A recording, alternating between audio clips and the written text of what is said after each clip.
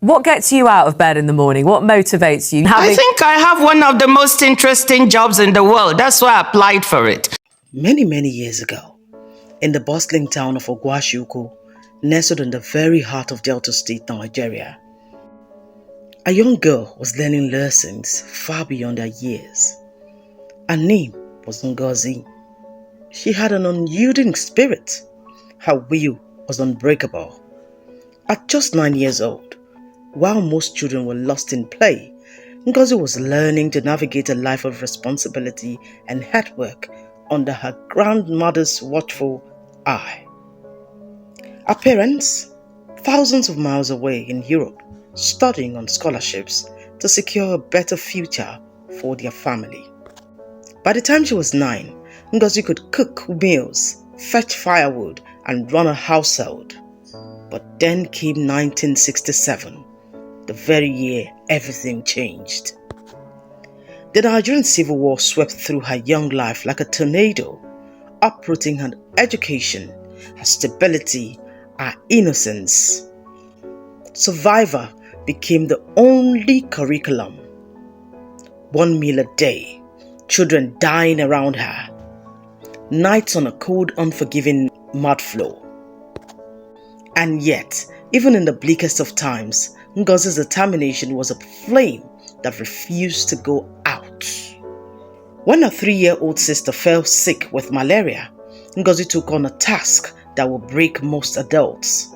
She carried her sister for 3 miles to the nearest clinic, pushing through a sea of 600 desperate faces. When the front door proved impossible, she found another way. She climbed through a window.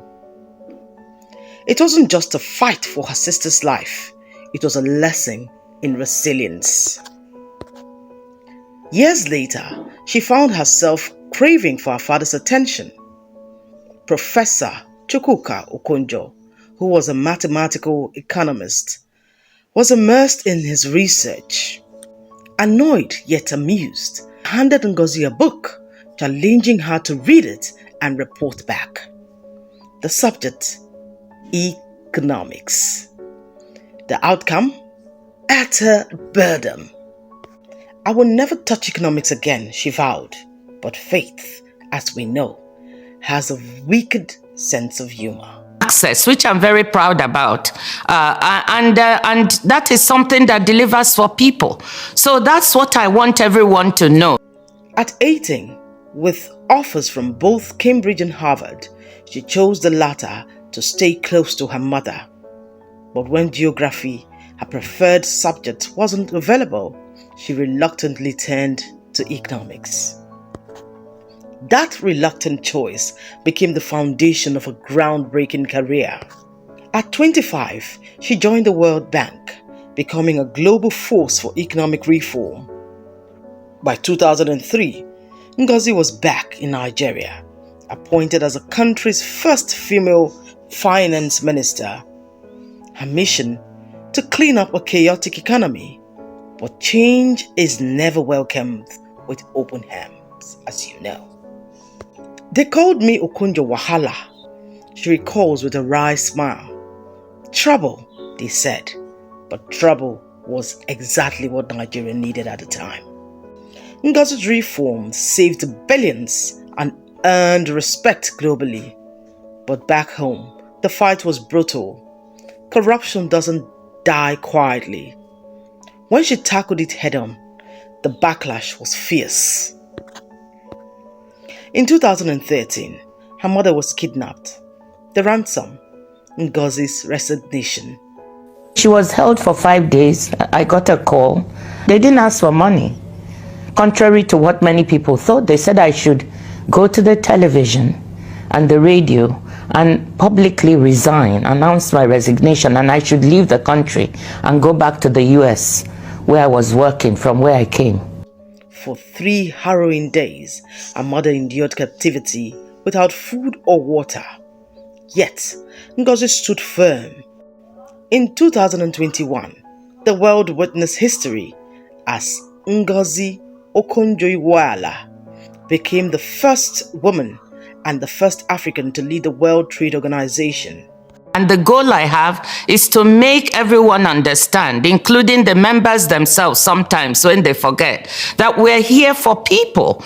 You're right, the ordinary person on the street in my village in Nigeria needs to know why the WTO exists and what it exists for, because it's doing some very, very important and good things.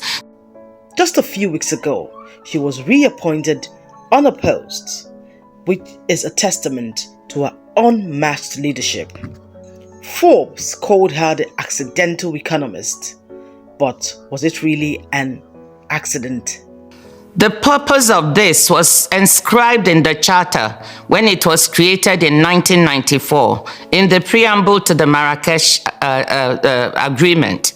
And it says that the WTO's purpose is to enhance living standards, to help create employment, and to support sustainable development. In other words, it's all about people, and that's what drives me. Or was it divine orchestration?